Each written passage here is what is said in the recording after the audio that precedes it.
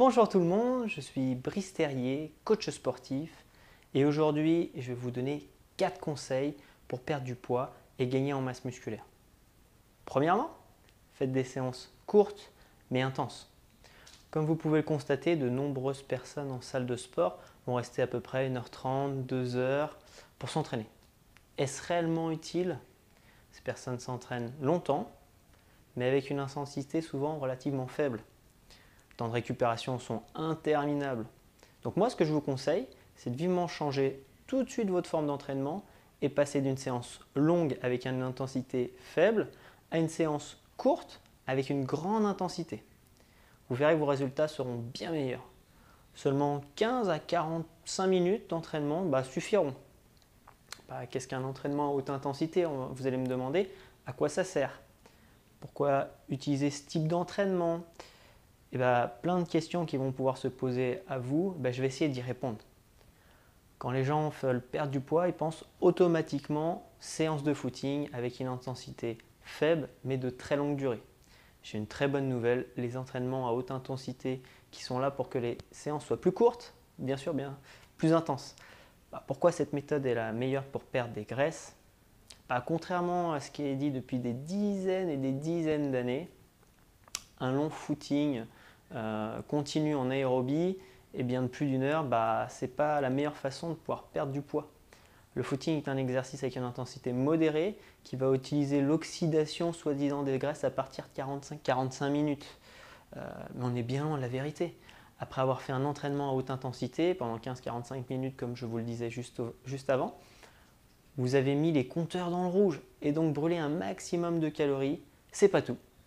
Ces calories sont brûlées aussi durant et après cette séance d'entraînement car votre corps doit lui récupérer la séance intensive qu'il vient de subir. La plus grande partie des graisses brûlées l'est après votre entraînement et non pas pendant.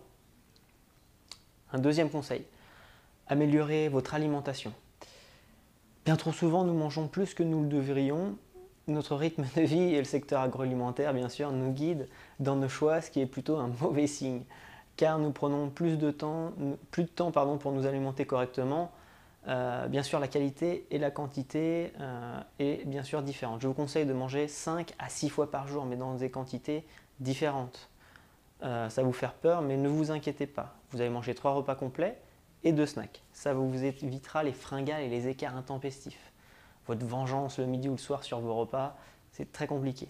Équilibrez aussi vos repas en apportant un équilibre entre les glucides et les protéines, mais aussi les lipides. Modérez les aliments riches en glucides, les céréales, les féculents, les sodas, car en excès, ils favorisent la prise de poids à moyen et long terme. Augmentez aussi la consommation de vos fruits et légumes. Ils sont considérés comme les bons sucres. Ils apportent une bonne quantité de fibres, de vitamines et minéraux. Mais aussi, modérez les produits laitiers. Ils peuvent être responsables d'inflammation, mais aussi d'une prise de poids. Consommez de bonnes graisses, comme l'huile d'olive, l'huile de colza, des amandes, des noix, des noisettes. Mais évitez par contre les graisses animales, les pâtisseries, les fast-foods, margarine. Boire suffisamment d'eau, ça serait bien aussi. 1,5 litre à 2 litres par jour serait vraiment bien. Ça favorise l'élimination des toxines qui ont été accumulées dans l'organisme. Que du bon. Modérez aussi les boissons sucrées avec de l'alcool, les cafés, ça on essaie d'éviter. Et bien sûr, essayez d'avoir une activité physique régulière qui vous permettra d'éviter les grignotages et vous donnera bien sûr une sensation de plaisir et de bien-être. Je vous donne encore un troisième conseil, c'est la motivation. Aujourd'hui, nous sommes facilement démotivés quand les résultats ne sont pas présents en très peu de temps. Il y a tellement de monde qui arrête de faire du sport quand les résultats ne sont pas dans les premiers jours, les premières semaines. Ils abandonnent trop vite et vous êtes construit en plusieurs années. Donc il va être difficile de modifier votre structure en quelques jours. La motivation vous donnera les capacités de vous dépasser et réussir votre vie, qu'elle soit personnelle mais aussi professionnelle. Nous avons tendance à trouver des excuses pour ne pas faire telle ou telle chose. Une fois de temps en temps, il n'y a pas de problème, mais que ce soit systématique, cela devient dramatique. C'est aussi pour ça que tant que personne échoue. Seuls ceux qui prennent le taureau par les cornes y arrivent. La seule personne capable de réussir sa vie, c'est vous. Alors, votre état d'esprit jouera un rôle primordial.